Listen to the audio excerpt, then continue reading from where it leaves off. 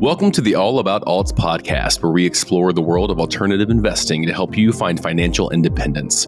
Join our host, NewView Trust's president, Jason DeBono, as he covers a variety of topics with different guest speakers to discuss tax and alternative investing strategies.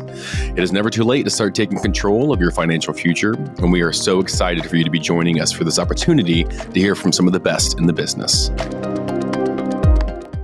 Hey, everybody. Welcome back to the All About Alts podcast. I am Jason DeBono, your host, and I am joined today with Brad Seidel, and he comes to us from the Tampa Bay area.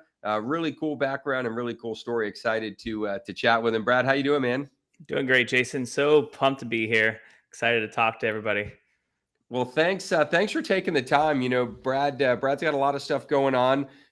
He's got a couple of different businesses on the real estate side, both on the student housing as well as in the tiny home space, which is so cool. And I can't wait to kind of get to that. But if you think his kind of business side is cool, his personal side's even cooler. I was chatting and catching up with him. Brad, tell us a little bit about your background in the Navy. You're a pilot for the Navy. Yeah, thanks, Jason. Yeah, I mean, I appreciate you saying it. It was a blast. I was an academy guy, Naval Academy in Annapolis, Maryland. Graduated there. Went into flight school. Picked up helicopters out of there and was able to fly. Did a bunch through called the rotary mission. So we trained to shooting Hellfires and special operation forces and mostly it was called maritime interdiction operations. That was a hell of a time being able to work with some great teams.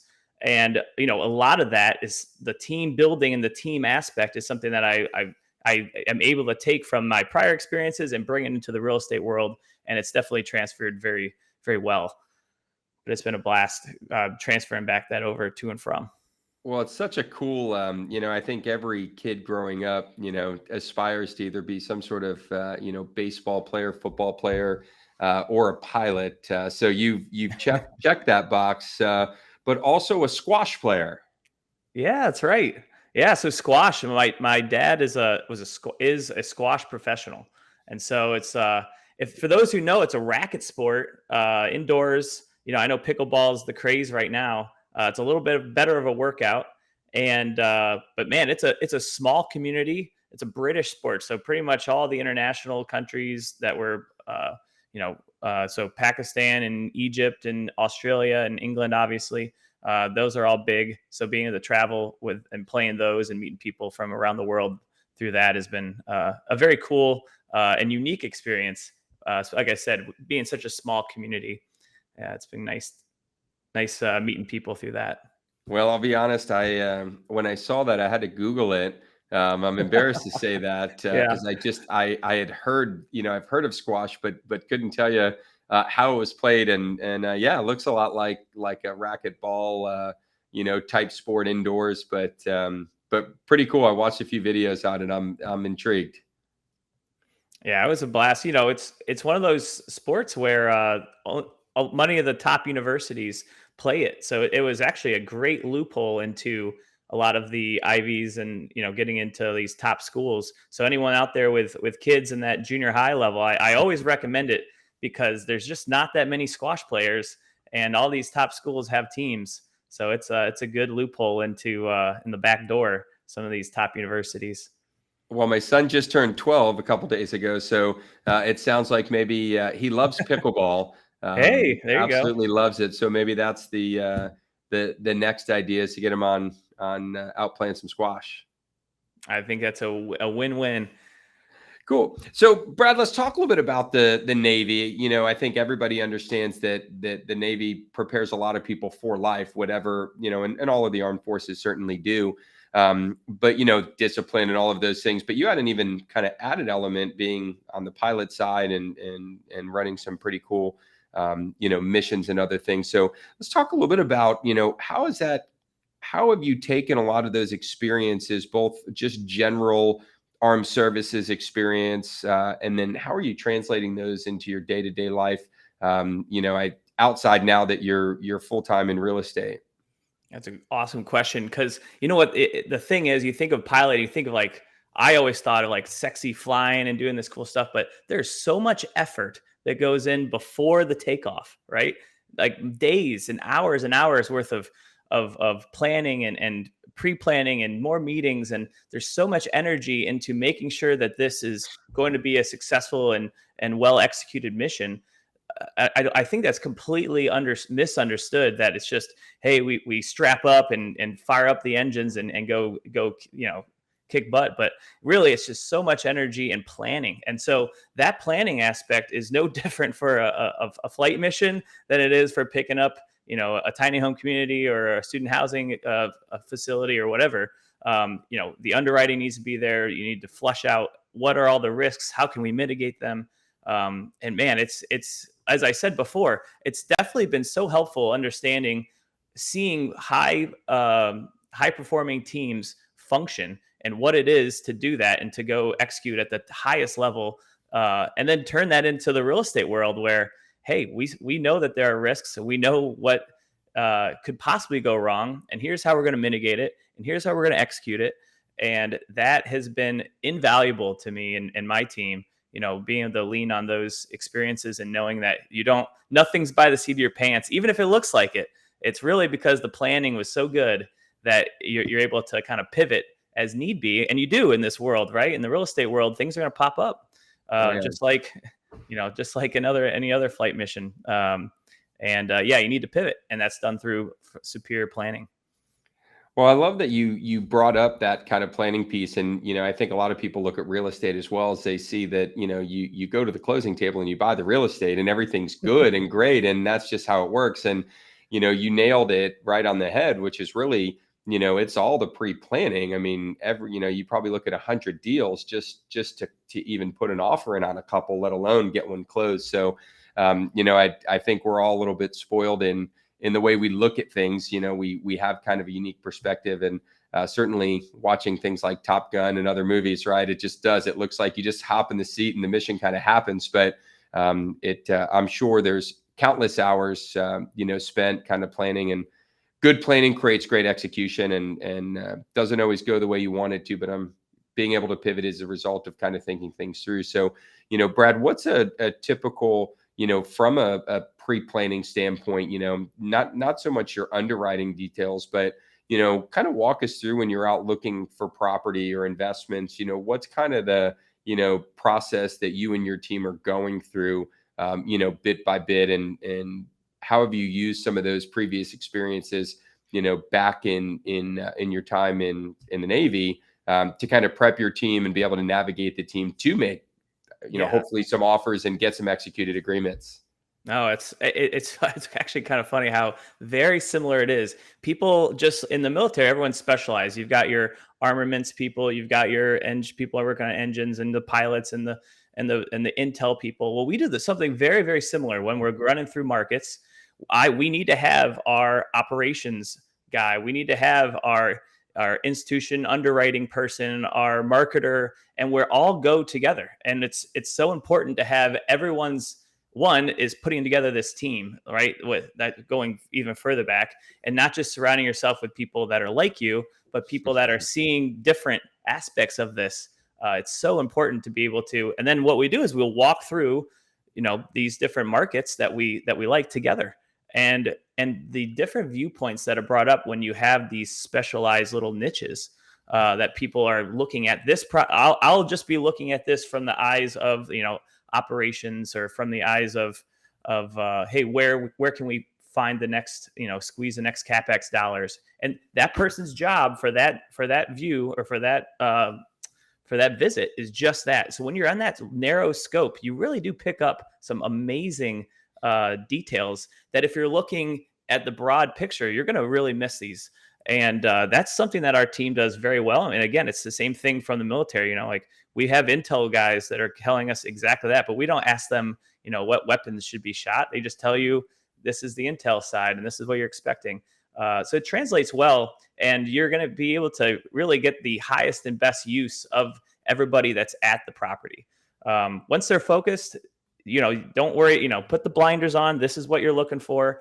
And we're able to really break down a property pretty well and pretty quickly when you have a good team that's focused on what we call our high yield aspects to a property. And we're churning through them, and we're always looking for the gem, and they're out there. There's no question.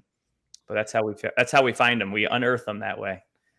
Well, it sounds a lot like letting people specialize in the areas that they're good at, and not worrying about what the guy or girl to their left or right is doing. But sounds like a very good strategy, and certainly can see how that translates very well from missions and things that are being done through the Navy or any of the armed services.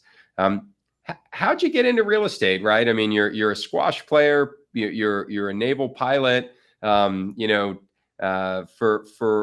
a poor pun, how'd you make such a sharp turn and end up in real estate? Yeah, that's a good question. It's real estate, being in something that's in the squash world, right? It's a very wealthy individuals that are there, and all through growing up, you overhear things within this, and I call investing in real estate the wealthy cheat code, and I mean that because when you truly understand all the tools that are out there at your disposal, well beyond anything I had imagined. I thought it was just you buy these and you're going to make money through the income, but there's so much more there. And it was really through education of the people who have made their millions, and are kind of whispering in my ear, say, hey man, like, aviation's great, but if you're going to make it to the next level, it's not going to be through as an airline pilot. It's going to be through real estate. And once I dove in myself, did my own research and what that means, and there was no question that it's part of every wealthy person's portfolio. And I wanted to, it got me ignited in that it's like, I knew that one, it's a tangible asset, just like an aircraft. I'm there, I'm touching it. I like that. I like to be able to see what I'm working with, stocks and stuff. It's too out there. It's not tangible. It's not empirical. I want like that concrete feel, pun intended, where it's actually like you can touch it. And those are the aspects of real estate. So one, being told by the people that get it and that have been doing it, that are hanging out at the squash club, hey, this is how I did it. And two, it's a tangible asset. And those things combined, it's tough to turn that down. And keep flying when there's these huge opportunities that abound in the real estate world.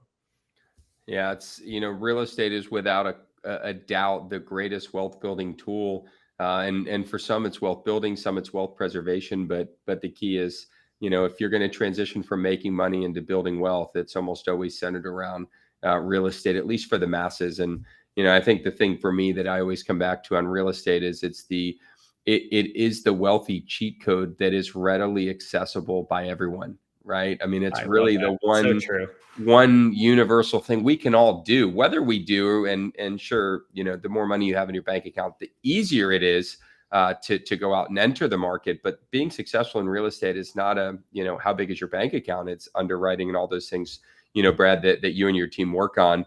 Well, I love talking about, your background and just general backgrounds, and understanding how people get into where they are. As a lot of people want to get into real estate. And I think this is another example that, it doesn't matter what you've done to date. And being an airline pilot for you may have been a fantastic career had you made that choice. And there would have been nothing wrong with that, but you would have missed the opportunity that real estate is providing you. So I think, I hear a big, strong lesson to our listeners is, don't think too much about, your career path. Think about where you want to be. And if your career path gets you there, great. And if it doesn't, much like Brad's done, it may be time to look elsewhere. And real estate always is an attractive option.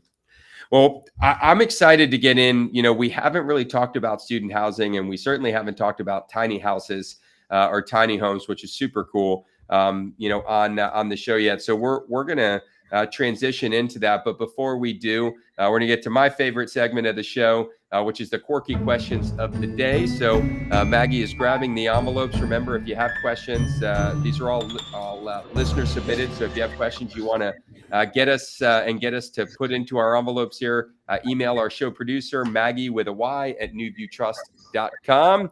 All right, Brad, you ready? Ready, set. Quirky questions of the day. Here we go. Question number one. Who was your childhood hero? Oh man. So having a dad that's a pro athlete kind of makes that pretty easy for me. Watching him, perform at a top level, understanding what it means to, and it really continues to where I'm at now, understanding that being pushed and being uncomfortable is needed to be successful. That's all from my dad. It's part of be training to a top level. And man, has it been useful in real estate and understanding like this is hard and this is a steep learning curve, and that's where the success lies, is beyond that pain curve is what he calls it. So it's definitely my dad. Yeah. How cool. Absolutely love that. All right. If you were a vegetable, what vegetable would you be and why? Probably a squash. I'm a gourd. You hang out. I don't go bad very quickly. It's and obviously I can't tell you how many times I'll wear a squash shirt and people think I'm a squash farmer, and I'm just a very proud blue ribbon squash guy. So I would say, the gourd, a squash.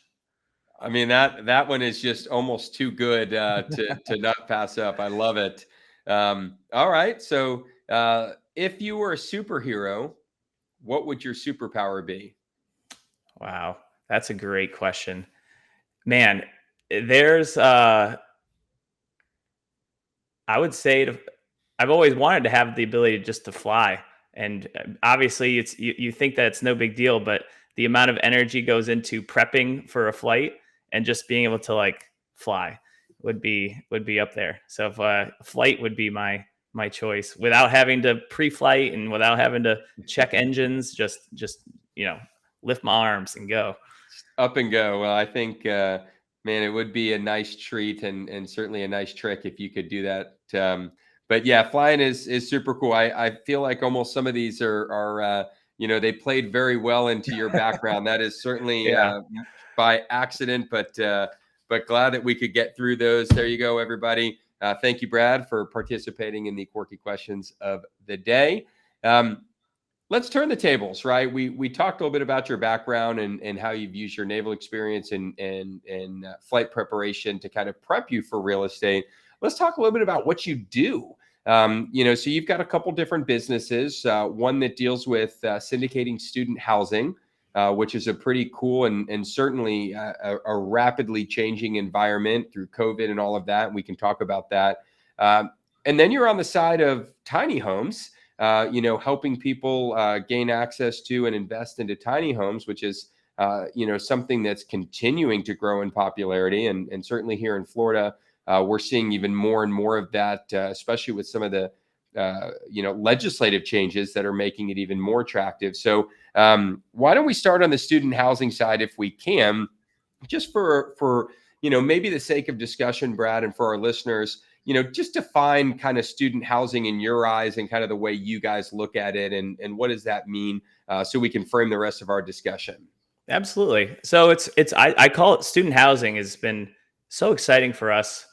Student housing is a subsection of multifamily, and through discrimination laws, we can't say only students of this school can live here. However, if you can remember or can think about what it's like living around 18 to 21-year-olds, it does sort of weed itself out. So we cannot say, oh, you have to be a student there to live there, but it's something that we have noticed. It's the camaraderie. It's the group of for students that want to live close to campus. Preferably, all of our properties are going to be pedestrian or walking to campus, and all that is providing a top place to live for them. That's not your standard. Like I think a lot of people think about the places with like head through the drywall and like a busted shack that they live in. It's actually very interesting when you provide these students a great housing experience with brilliant finishes and a great location. They really do take good care of it. So we've had a great opportunity in providing homes for these students and young professionals, because a lot of recent graduates enjoy continuing to live in our properties as well. But that's, it's very important to understand your avatar, right? Like who you're selling things to. And for us, it's the It's the student that's wanting to walk to and from the school and live around their peers. A lot of it is geared towards, a lot of our properties are geared towards, hey, when you want to close your door and study and do your own thing, you can. And when you want to open up and socialize, the opportunities there for you. And, it's definitely, we're very proud of our properties. It's a place where parents can also feel comfortable because, again, I think a very cool aspect of student is the mom and dad are guaranteeing these leases. Yeah. So it's not the kid, and so therefore, if they're paying for it, mom and dad are paying, they want to feel comfortable dropping their kid off there. And it's not going to be that shack down the street with the drywall messed up. So it's such a cool, I say cool because you brought up COVID, Jason. That was student housing's recession, because during real recessions, everyone goes back to school. It's our best time is during recessions. So it's not nothing's recession proof in my mind, but man, student housing is a darn good alternative when you're worried about 2023. Many of our investors were a little shaky, a little scared what's going to come in the future. But knowing that we've gotten through COVID, it's been student housing has been great. Actually, Wall Street Journal just threw out an article yesterday showing that in all of commercial real estate, the bright spot is student housing. Yeah. Yeah. Well, I could see that. I mean, it's interesting that you point out kind of the inverse relationship with recessions, that student housing has. And that's something I haven't really thought about or heard anyone talk about. But the world of student housing has changed. I graduated college about 20 years ago, and, just seeing it progress and going back to campus where I went to school and seeing some of these, complexes now. I mean, it's unbelievable now, and with parents being the guarantor, it's amazing to me the disposable amount of income that a lot of college students have, and how much money they can dedicate towards housing. So it seems like all the things are playing very well into that. Let's talk a little bit about COVID, not so much about what it did, because that's in the past. Let's talk about how it's changed the market. So, what are you guys seeing? Are there trends that have carried on? Certainly distance learning is a contributor, but, what are you seeing as maybe a post-COVID environment, as it relates to some of the student housing that you guys, own and manage? Oh man, I'm so glad you brought this up because this is a question we're asked all the time. And it's interesting how, think about this. You're a 20-year-old, you've been living with mom and dad, you're a junior, and you've been living with mom and dad for the last year and a half because COVID had forced you home. You're having to do classes online. And you've seen this increase in online classes. But what is overwhelmingly interesting is the response for these kids. Couldn't wait to get out of their mom and dad's basement, back into properties like our own and others like it, and get back into their own peer community. It's been overwhelming. And when we're looking at the data, we were also a little fearful back in 2021. Look at all these online, and a lot of them online is still growing, and it will, but these kids have come back in force, and mainly because it is, like it or not, college is a social experiment of sort for them to grow and to learn in that way as well. The kids have come back because there's a lot there where I can't do this at mom and dad's anymore. I need to leave. I need space. And that, if you think about your college experience, I'm sure you feel the same way. You're like, this is my time. I'm away from them. Like, I got to learn this stuff. And the parents feel that way too. This isn't just the kid. The parents understand, like, you need to do this stuff on your own, away from our roof. So yeah, it's been a great question, because COVID did show those things. Online learning is still going up, but contrary to popular belief, majority of universities are showing a rise in enrollment. So in every market we're in, that's what we mandate that. That's going to be a baseline for our foundation on wherever we're looking. Well, and that's not surprising. It's if you think about it, when we think about work from home and some of the trends that we're seeing grow, work from home has a lot of value and benefit in the eyes of the beholder. If you go back to student remote learning, there's not a lot of desire for students to do that unless they were already predisposed to do that. I mean, if I wanted to live at home when I was in college, I could have done that and gone to the community college or whatever. I didn't want to do that. I mean, part of that experience, and I think it works equally as important, is the parents. There's an element to them that I can imagine they don't want their kids at home. Not that they don't love their kids and want to spend time with them, but you've got all these forces that are pushing kids back to school, and certainly the numbers are representing that. What's the biggest challenge? If you strip away COVID and some of the things that can come from that, but just what are some of the challenges that people may not be aware of as it relates to student housing, or things to think about that's a little bit different than maybe being in traditional multifamily or in single family rentals?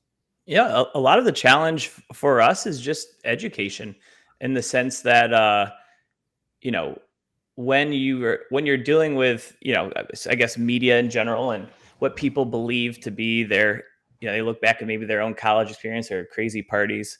uh the new generation, I'm obviously very much generalizing, either we're targeting because we do class A, and a top caliber of student that we don't really have to worry about these things, but or they're just not as crazy, in the sense of, like I said, the damage is always the biggest thing people worry about, and we do too. But we have not seen it, and it's not, this isn't like a recent thing. This is, we've done, we've got student housing. Our chief operations officer has been doing this for 18 years. And it's just not, as once you put it in the right setting, and this is probably good for a lot of multifamily in general too, right? If you think about class D's and class C's in the ghettos or something, yeah, you're going to deal with some different caliber of people. I don't know where we're, but in the end, for student, it's very similar. If you got a nice product, people are going to treat it well, and if they don't, the few that don't, just like anywhere else, this is backed up by mom and dad's money. It's just tough to, once that understanding kind of clicks for people, they want more and more. But it's scary at first, thinking about, kids ruining your investment. And I get that. I definitely get that. But yeah, so the biggest loophole, or the biggest, not loophole, but the biggest, barrier is going to be the education piece for the investor. And once we sit down with anybody, I'm so happy to be talking about it now. It's there's a lot of risk mitigators, and that's what we talk to, risk mitigators. There's always going to be risks in wherever you're doing, but the mitigators in student housing are very fundamentally solid. And yeah, once that conversation's had, typically investors like to proceed forward. Well, student housing, that backstop of having a guarantor, is such a big piece, in terms of getting rent paid. And, I won't pretend to know the numbers, but my understanding is that student housing defaults and delinquencies are significantly lower than traditional multifamily, type delinquencies, just because you've got incentive for the individual doesn't want to have to leave school. They don't want to have to, they may be transient, but they still certainly, and then also a lot of these are being paid for out of funds, or, prepaid, college programs or savings programs. So, they're not necessarily income dependent, although certainly there are some parents that are using their income to subsidize their kids' housing. So, having those backstops in any real estate, or heck, any investment, is always a major, major bonus, something that I'm always attracted to. No, you're absolutely right. It's, there's going to be, anytime you have your risk. Hey, what are and we call it the Swiss cheese model. This can go wrong. And if all these things can go wrong at once, you're going to possibly have a default on your, or a capital call in the syndication world. So you add all these mitigators. Can problems still go through? Absolutely. But if you've got 3 or 4 lined up, and honestly, most do stop at the guarantor, but you continue on with, as you mentioned, their social uh, circle is typically based on where you live. Like, think about your own, like where you're at. If in my neighborhood, I'm friends with my neighbors. I don't want to leave all my friends. I enjoy living where I live, and that's another risk mitigator. That's not. It's hard to conceptualize and put on paper, but it's the God's honest truth. Like, these students are living with their peers and their friends, and they that is another thing. Like, if you were to threaten that, they go, oh, you're okay, yeah, all right, I'm gonna right the ship, and let's take care of this, because I don't want to leave my friends where I'm living around. Yep. Um, Yeah, that is, student housing will always, I think, always has a place, and certainly that market, with the exception of kind of a COVID related environment, continues to perform well. So, love student housing. Think it's a great asset class, one that very few people really see or know or understand. So I appreciate you shedding some light on that, and I want to make sure we shift gears while we got a little bit of time left, and talk about tiny homes, because that's a whole nother, avenue. And I think people maybe have heard, there's, I think the State Farm She Shed commercial. So people kind of have these little ideas, but what's a tiny home, right? What is it in general terms? And then let's talk a little bit about the whys behind, tiny home communities, and why they're popping up left and right. Right. Yeah. I mean, so they're becoming wildly popular, and all they are is, by the strict definition, it's 450 square feet or less.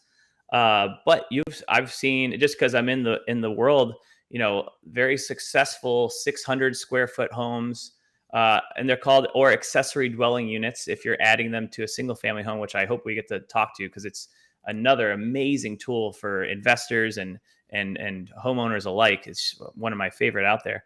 But yeah, so these are homes that, if anyone's spending time in Europe, you've probably had to deal with, like, maybe a Murphy bed, or like a table that folds out. I've always found that stuff very interesting, right? Like, kind of feats of engineering, and how you can fit things from a tiny space into, or larger things into this tiny space.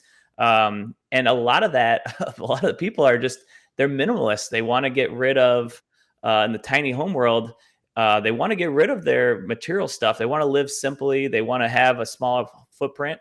And really, it starts with, I mean, you guess it, the price tag on a 450, 600 square foot tiny home is not going to set you back the same as your traditional home. And that gives them a lot of flexibility to travel, or just to spend it on whatever the heck else they want.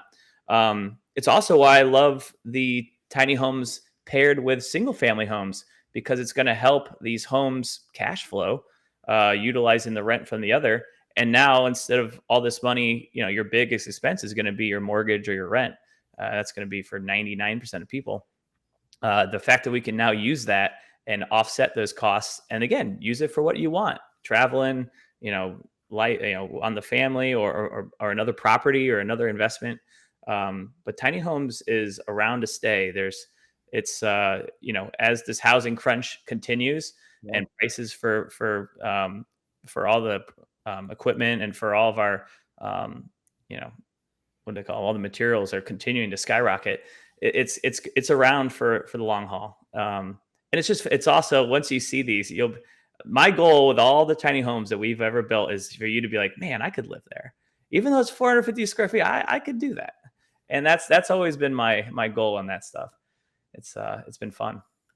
Yeah, I didn't know much about it until a friend of mine was actually traveling, and they have 2 kids, and they said, "Oh, we rented 2 tiny homes," and I'm like, talk to me about this. And it's a community, and it looks, instead of being in a hotel, you feel like you're in a cabin, but they absolutely loved it. Their kids still talk about it, which is so cool. I mean, that it's not just a tiny home that's there for sight; it actually has function, and it's something that people do talk about. You brought up the ADUs, right? The accessory dwelling units. So ADUs for acronym. that's the part that I think our listeners probably should be the most intrigued with and should know the most about, because it's really not, this show is not about personal consumption. Although there's always an element to that. It's how do we make more money, right? How do we build more wealth? And we do that by making good, sound investments. And we also do that by coupling good tax strategy inside it, right? We talk a lot about self-directed IRAs and using retirement accounts to shield that tax. But if you are out there today and you're already using your retirement account, and you already have some single family rentals, right? This ADU concept is a great bolt-on, because it allows you to add, right, to an existing structure. So let's talk a little bit about that. So, Brad, how's that work for someone? Let's use the single family example. Someone's got a single family already. How do they use this ADU, add a tiny home to their property? What does that look like? What are some of the boundaries? Just kind of start some dialogue on that. Yeah, I mean, man, I'm so glad you brought it up. This is such a tool. I mean, if we could just zoom in on this part for this, it would be worth your time and admission here. The AD accessory dwelling unit, ADU, it's all, the whole reason why I'm saying this is around to stay is I'm following legislation. This is federal legislation, and it trickles down into the counties, into the states, into the cities. But really, in February of this year, 2023, federally speaking, you can now use your projected income from what this structure to qualify for more through Freddie Mae. And so with that being said, what we're doing is we're taking a home where if you were to have to leave, and then this is the case in many of the larger metropolitan areas now, that single family home will not cash flow. It sucks. It just is. Like, the home price has gone up too much. Rent isn't going to keep up with that. And in order for this, in order for your home, investment that you're in, or if you're living in, whatever it is, you build this additional unit. Think about it. You're not bringing in new utilities from the street. You're not buying the land. You're just adding the structure there. But the rents, although it's a smaller unit, and again, legislation is going to make this change. It could be, where I'm at, I can build to 950 square feet of accessory dwelling unit, which I have in my backyard now. It's amazing. But some limit to 600 or 450. But the point is that rent for even a 600 is going to be well and above. You might have heard the 1% rule, right? Is for a bar napkin math, right? Oh, if it's $100,000 home, I need to get $1,000 per rent in order to really have that margin. And then there's like this mythical 2% rule that was around in like 2012 when things were like looking bad, and you look back now and you're like, man, I wish I bought. Well, that ADUs hit that 2% rule more often than not. Yeah. And so that can now, all that extra margin comes over to your single family home that you've invested in. And now overall, this property is cash flowing like a boss. I call it the rich man's duplex. We use renovation loans. There's a lot of easy ways to get this money. Obviously, people have a ton of equity right now in HELOCs, right? A lot of people's investment properties have gone up quite a bit. And if you've got the space, again, it's all legislation based, but this legislation is changing. Like today, every day it's changing. I can't keep up with it. More and more comes out every year of this year, and it's really to help density and to help for housing. Yeah. But man, it is. Mathematically, when you sit down and you look at your investment, adding accessory dwelling unit will help cash flow in any. I mean, I guess I can't say any, never say 100% of anything, but in most, this is something that I believe everyone should be looking into. I'm using it. I've been using it. My investment properties all cash flow like wildly because of it, and I'm just so happy to like put it out there for people just to look into it. It's definitely worth looking into. It's quick math. Give your city a call or give. With Tiny Home Geniuses, we've helped countless people now figure it out, run through the process, and it's game changing, guys. This is game changing. Again, because this time last year, majority of places they weren't allowing it. California was the exception. They've been dealing with a housing crisis since 2018. They're a little ahead of the curve, but now this is nationwide. Now this is federal. This is a big deal. Yeah, I think it's definitely something I love, the idea of following legislation that usually gives you some insight. And when you always try to look at legislation and kind of understand its basis, right? What's the why behind it? the why is so painfully obvious, right? We have all this property that exists, but for them to go out and really for cities, communities, marketplaces to go out and add homes, it's a big process. It's labor intensive. It's time consuming. You have zoning requirements. A lot of these places may not have the infrastructure. That could be roadways. It could be a variety of things.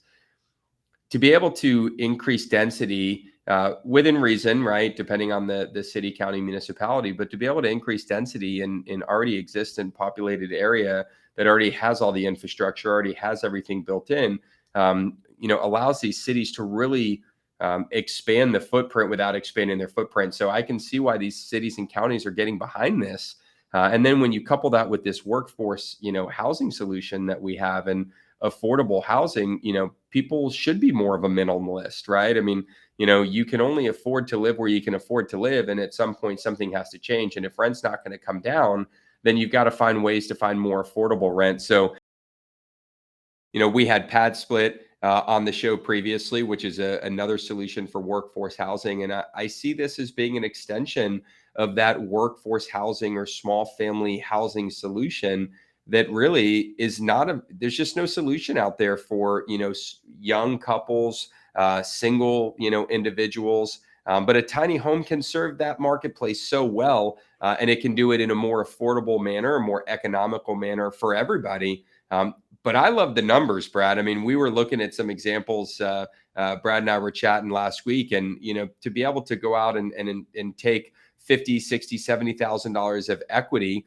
out of a property that you already have, and put in this, ADU that can bring in $900, $1,000, $1,200, which is very affordable to the person on the other end in this brand new, smaller footprint, but brand new dwelling. Man, those numbers just make sense. They do. It's if you look around, and I implore people to do this, and ever since working with tiny homes, I can't stop seeing it. But new builds, people tell me, well, Brad, there's a lot of new density. I look everywhere.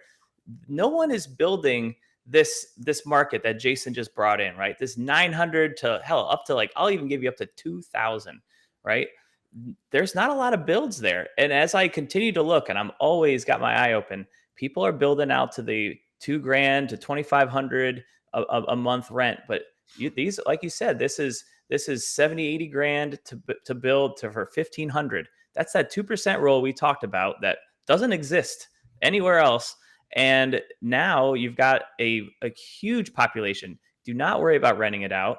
This is such a need that it is palpable when you look around, and again, I'm speaking from experience. When I rent out mine, I've got a waiting list of people waiting to come in because it's brand new.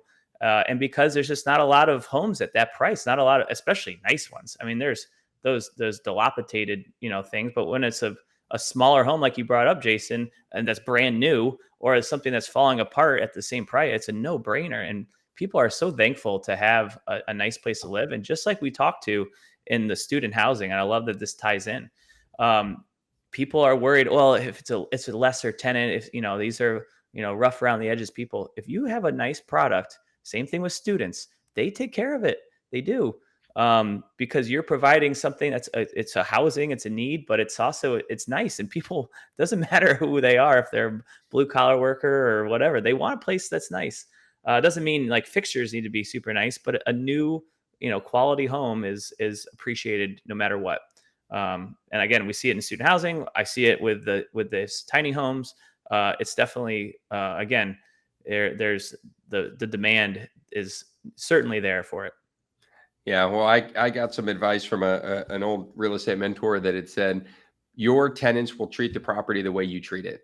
And if you put them in a nice place and you treat it nicely, and if they call you and tell you something's not working and you fix it and you do all the things that make them feel like they're in a nice place, they will treat it like a nice place. And it doesn't mean you can't have bad tenants, and that just comes with the territory. But and my experience has really been along those lines, is if you put people in something that's nice, regardless of the geographic area, regardless of, whether or not your tenant is an A+ tenant or a B+ or a C+, everybody deep down wants to take care of their stuff, and everyone has pride in what they have, and just because they rent it doesn't mean they don't appreciate it or have pride in it. So, I think when you look at this tiny home market, these ADUs, these are brand new.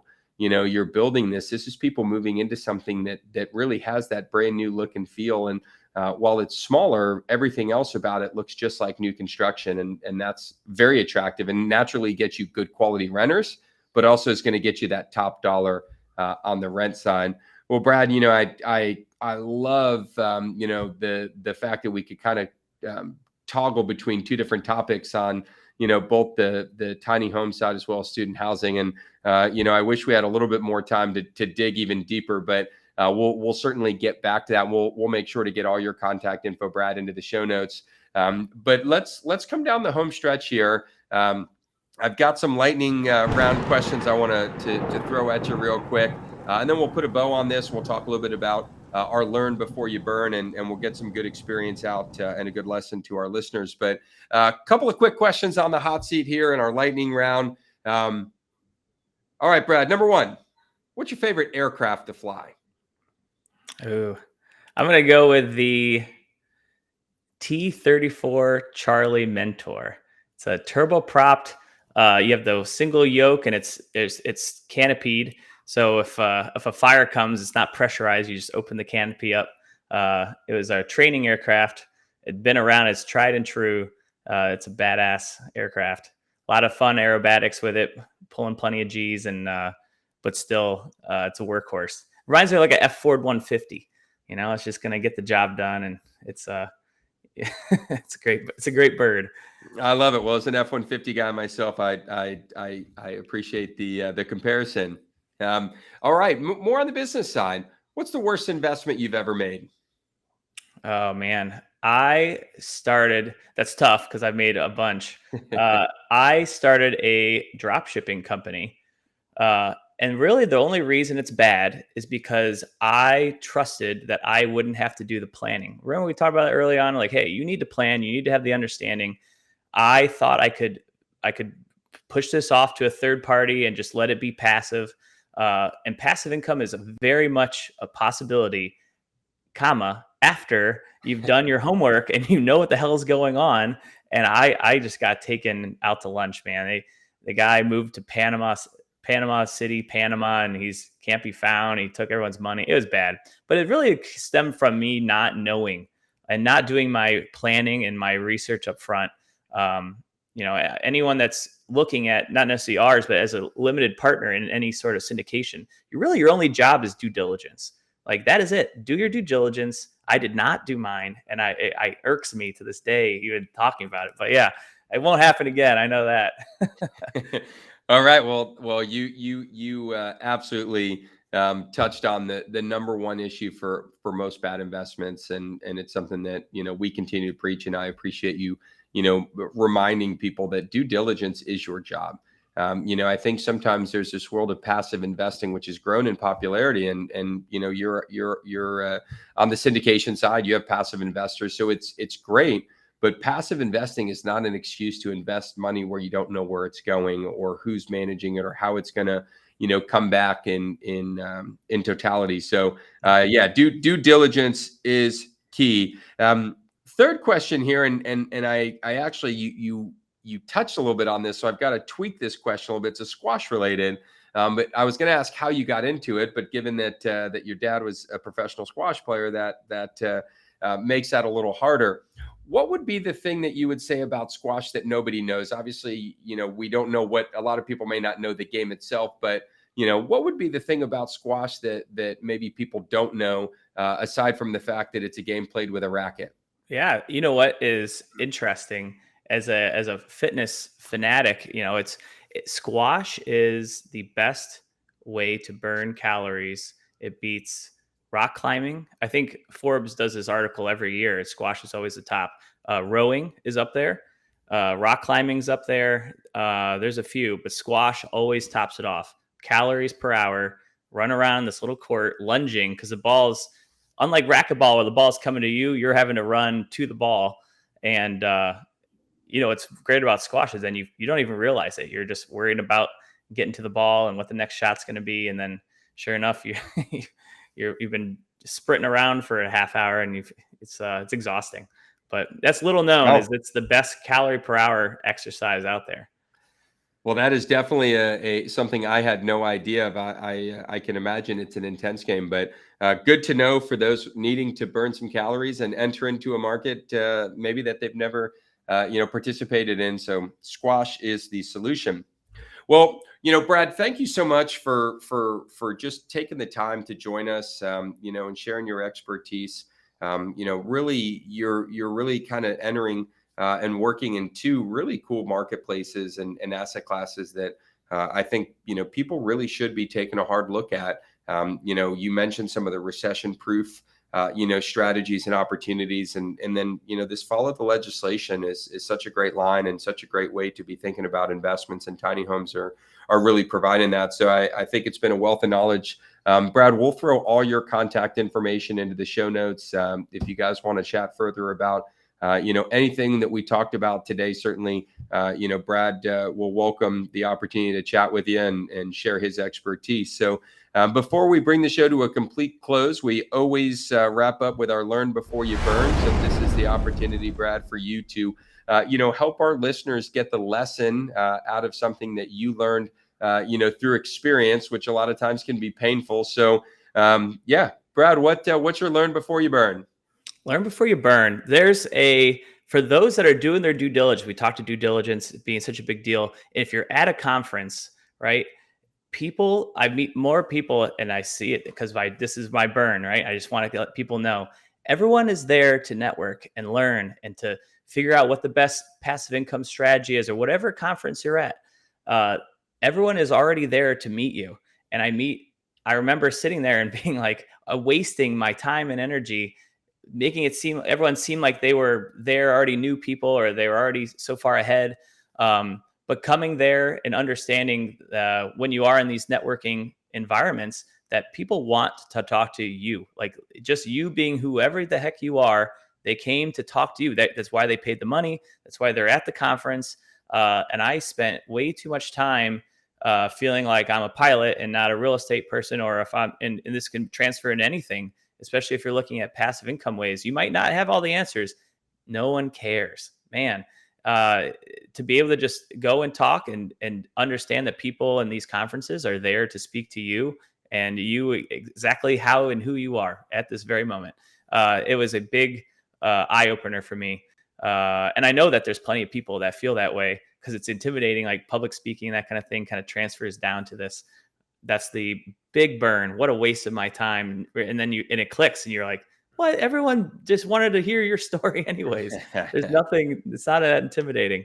So I hope that clicks with someone out there that's going to these events and yeah. I think it's fantastic advice. I know I've been on the side of that where you're timid and you always wonder, and they're already talking, they know each other. And the reality is they know each other, but they'd actually rather be talking to someone else. They're there. They can talk on the phone. They already know each other. So I think that's fantastic advice. If you're out networking or trying to build your business, your brand, whether it be passive, active, or anything in real estate, it starts with a good network. And you can't get a good network without, getting uncomfortable or getting comfortable being uncomfortable and going and chatting with these people. And I'm going to heed that advice at my next event and remind myself that, you know what, Brad's right. These people are here to talk. Don't be scared to go up and say hi and introduce yourself. So absolutely love that. Brad, thank you for being here. We really appreciate your time. This was awesome. I hope that there's real value. I'd love to talk more for anyone that has any questions on it. I'm so happy to be working with NewView. I know I didn't get to tell anybody on this, but I give everyone that leaves the military, I'm always bringing them to the self-directed IRA is up there with the ADU tiny home hack. Man, what a great tool. Thank you for having me on, and NewView continues to be a great partner for us. Appreciate it a lot. Thanks for being here, Brad. You'll, if you guys want to reach out to Brad, you've got all of his contact info in the show notes. If you have not hit the like, share, and subscribe button, please do. Also, if you've been listening and you like the content, please leave us that 5-star review. Our goal is to continue to grow the community of listeners and just continue to educate the market with people like Brad and subjects like tiny homes and student housing and just bringing things to light that may not be put out in front of people too often. So hopefully everyone enjoyed today's show. We appreciate you guys being here, and we'll look forward to seeing you next week. Thank you so much for listening. We hope the information within this podcast has given you the tools that you need to find your way to financial independence. We would love to partner with you on this journey. Text ALTS, that's ALTS, to 407-708-1853 to learn more about how to get started today. Don't forget to follow us to make sure you don't miss a second of content, and we'll see you next week.